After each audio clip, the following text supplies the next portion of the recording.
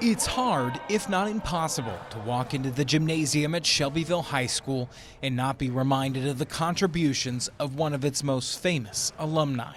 He was very competitive. For as long as he knew him, to James Garrett Jr., Bill Garrett was simply known as Uncle Bill.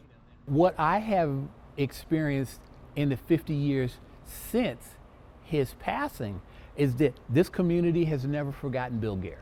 Johnson bounces to Garrett, who shoots and makes good on a beautiful jump spin shot. Bill Garrett first gained notoriety as a star player on Shelbyville's high school basketball team, one of 3 black starters, virtually unheard of in the late 1940s. Bill Garrett puts the game on ice with a clever shot from the foul stripe. In 1947, the team went on to win the state championship, and Garrett was named Indiana's Mr. Basketball. But when it came to his collegiate ambitions, Tom Graham, who authored a biography of Garrett, said his options were limited. Not a single majority white university even contacted Bill Garrett about a scholarship, a basketball scholarship. He was a good student, a good kid, everything else. Set state championship scoring records, was Mr. Basketball. Just imagine that. Back then, there was a gentleman's agreement among the Big Ten schools to not recruit black players for certain sports, and that included basketball. Herman Wells was IU's president at the time. A group of African-American leaders persuaded Herman Wells to lean on the Indiana basketball coach, Branch McCracken, to give Garrett a chance if he was on the campus making his grades and went out for basketball. McCracken was hesitant at first, Graham says, but gave Garrett a chance. In doing so, Garrett became the first black basketball player at IU and the first to play regularly in the Big Ten. And it was painfully obvious that he was the first. During his entire college career, Garrett never once played with or against another black player.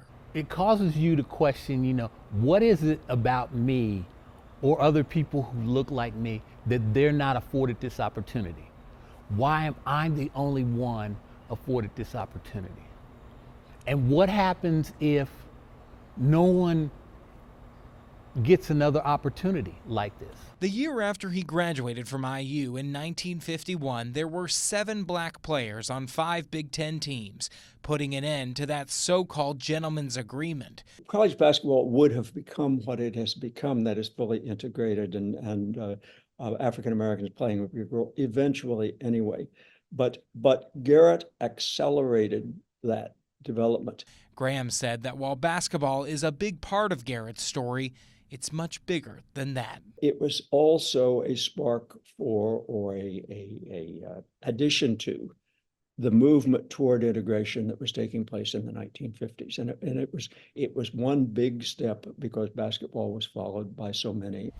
The old field house at Indiana University was named after Garrett, as is the gymnasium at Shelbyville High School. Despite all the challenges and hatred he faced, his nephew says his impact can be seen on basketball courts across this country. To persevere and to not allow that to take you away from your mission and your purpose, it takes a phenomenal person to be able to do that. In Shelbyville, Max Lewis, Fox 59 News.